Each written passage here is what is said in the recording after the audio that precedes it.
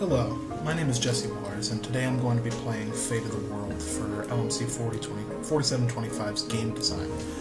I will be talking about Fate of the World's visual, sonic, interaction, and narrative design. The aspects that make it a game of meaningful play, and how it relates to secondary criticism about green shifting in games, as well as games as a cultural environment. So Fate of the World's a grand strategy game where you play as the president of a global environment organization that seeks to protect Earth's biosphere from hazards like global warming and over emissions in the atmosphere. However, the GEO also has to take care of political issues across the world, such as riots, civil wars, famines, and other ecological and geopolitical issues.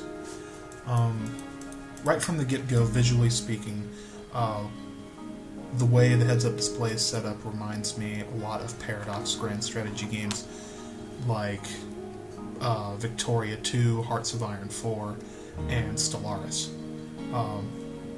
However, while all of those games are conquest-minded, Fate of the World is simply about making sure that the regions of Earth and the Earth's biosphere itself remain intact. With respect to the game's audios, I don't quite care for it, mostly due to the fact that there's one repetitious song that plays every time you start a new turn. I don't care for it, and it gets kind of annoying after a while. With respect to the interaction design of Fate of the World, each region of Earth is symbolized by a little card. So you got Europe, North America, Middle East, etc. The name of the game is to deploy agents to these various regions of the world, so that you can have an ever-increasing hand size in a sort of environmentally based card game where you're trying to maintain the prosperity of each of these nations as time wears on. Each turn is a 5-year span. So you have to choose wisely and prioritize which areas of the world are suffering and need aid more than others. Like, for instance, right now, India is undergoing several pollution and government issues, political and environmental issues, more so than other regions of the world, like the United States. For example, the United States right now is only undergoing wildfires, while India, for example, has air pollution, a distaste in the GEO, as well as and political instability. So from a mechanic perspective, it's best to prioritize the problem areas of the world first, taking care of places that have been beset by hardships, like India in this example. Narratively speaking, I definitely feel that Fate of the World is a metaphor for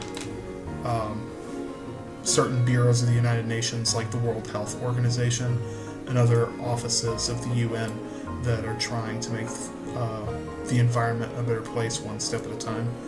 And I also feel that it's a critique on how difficult it is for global organizations to keep every tiny little detail in check.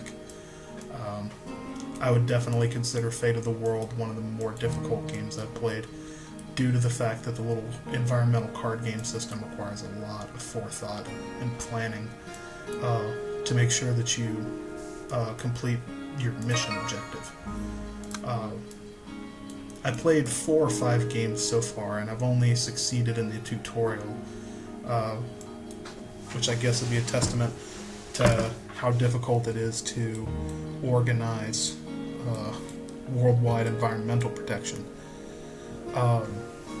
Now, talking about Fate of the World in relation to the green shifting game studies paper I read, I definitely feel that it reinforces the green shifting paper's assertion that the chaos of the chaos of the real world is organized by a set of rules such as the environmental card game and agent recruiting system. It tries to make a method of the sort of worldwide madness that real life organizations would be dealing with. It simplifies them down to their most basic components to turn them into gameplay elements for Fate of the World to, put on display. And with respect to Salen and Zimmerman's meaningful play in the Games as a Cultural Environment chapter, I feel like Fate of the World... Excuse me, I need to refer to my...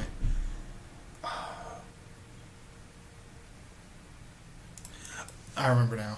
The green shifting paper also had another point to make. How,